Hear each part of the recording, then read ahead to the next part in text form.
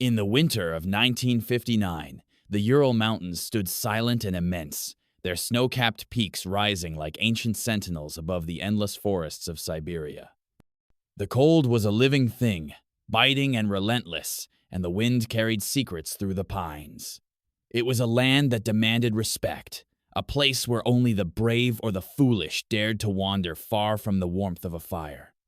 On the 23rd of January, 1959, a group of 10 students and graduates from the Ural Polytechnic Institute in Sverdlovsk gathered at the city's train station. They were young, strong, and full of hope, their faces flushed with excitement and the promise of adventure. At their head was Igor Dyatlov, a 23-year-old engineering student known for his quiet confidence and steady leadership. He had chosen his team carefully, selecting only those with experience in the wild and a love for the challenge of the unknown. There was Zinaida Kolmogorova, lively and determined, who had trekked with Dyatlov before and was known for her laughter and courage. Yuri Doroshenko, tall and broad-shouldered, had once faced down a bear with nothing but a geologist's hammer. Ludmila Dubinina, the youngest at 20, was serious and thoughtful, her diary always close at hand. Rustem Slobodin, a distance runner, brought quiet strength. Alexander Kolovatov, a physics student, was methodical and calm. Nikolai Thibault-Brignol, with his French name and Russian heart, was a joker and a friend to all. Semyon Zolotaryov, the oldest at 38, was a mysterious addition, an instructor with a soldier's bearing and a past he rarely spoke of. Rounding out the group were Yuri Krivonishenko, a cheerful prankster, and Yuri Yudin, who suffered from rheumatism but refused to let it keep him from the mountains. Their goal was ambitious, to reach the remote peak of Otorten, a name that in the language of the local Mansi people meant, "Don't go there." The route would take them through some of the harshest terrain in the Urals. A journey of more than 300 kilometers on skis, through forests, across frozen rivers, and over windswept ridges. It was a trek that would earn them the highest certification in Soviet hiking, a badge of honor in a country that prized endurance and courage. The group's spirits were high as they boarded the train, their packs heavy with supplies and their hearts light with anticipation. They sang songs, played cards, and wrote in their diaries, recording every detail of the journey. The train carried them north, deeper into the wilderness, until at last they reached the small town of Ivdel, the last outpost before the wild. From Ivdel, they traveled by truck to the village of Vizay, where they spent a night in a crowded guest house, sharing stories with the locals and making final preparations. On the 27th of January, they set out on foot, skis strapped to their boots, the snow crunching beneath them.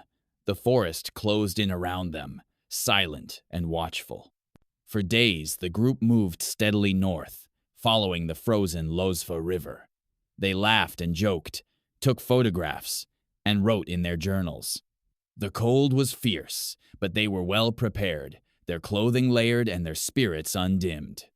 At night, they pitched their tent, cooked simple meals over a small stove, and huddled together for warmth. On the 28th of January, Yuri Yudin fell ill. His joints ached, and he could barely walk. With regret, he turned back, promising to meet his friends when they returned. It was a decision that would save his life. If you're enjoying this story, don't forget to like and subscribe for more stories that bring history's greatest mysteries to life. The remaining 9 pressed on, their progress slowed by deep snow and biting wind. On the 1st of February, they reached the edge of a high, barren slope known as Kholat Syakhl, Mountain of the Dead, in the Mansi tongue. The weather had turned, and a blizzard swept down from the peaks, erasing the sun and filling the air with swirling ice. Rather than descend into the forest for shelter, Dyatlov decided to make camp on the exposed slope, perhaps to practice for harsher conditions or to avoid losing altitude. The group pitched their tent, anchoring it against the wind, and settled in for the night. They cooked a simple meal, wrote in their diaries, and took one last photograph, smiling, tired, but content. What happened next remains one of the greatest mysteries of the 20th century. When the group failed to return as scheduled, families grew anxious. Days passed, and the anxiety turned to fear. On the 20th of February, a search party was organized. Students, teachers, and local volunteers fanned out across the mountains, braving the cold and the unknown. On the 26th of February, searchers found the tent. It was half buried in snow, its sides slashed open from the inside. The hikers' boots and coats were still inside, along with their food and equipment. It looked as if they had fled in a panic, barefoot or in socks, into the freezing night. Following a trail of footprints, the searchers found the first bodies, Doroshenko and Krivonishenko, lying side by side beneath a tall cedar tree, their hands raw from climbing the branches, as if searching for something or someone. Nearby, the remains of a small fire smoldered in the snow. Further up the slope, they found Dyatlov, Kolmogorova, and Slobodin, spaced out as if they had been trying to return to the tent. All were dressed lightly, their faces frozen in expressions of fear and determination. It took 2 more months to find the remaining 4, Dubinina, Thibaut Brignol, Kolovatov, and Zolotaryov, buried deep in a ravine, their bodies more heavily clothed, as if they had scavenged what they could from their fallen friends. Some had strange injuries, broken ribs, fractured skulls, and in Dubinina's case, a missing tongue. Yet there were no signs of struggle, no footprints but their own. The official investigation concluded that the hikers had died of hypothermia, brought on by a compelling natural force. But the details raised more questions than answers. Why had they fled the tent in such haste? What had terrified them so much that they ran into the night, half-dressed, in temperatures that would kill in minutes? What caused the strange injuries, the orange tint to their skin, the traces of radiation found on some of their clothing? Rumors spread quickly.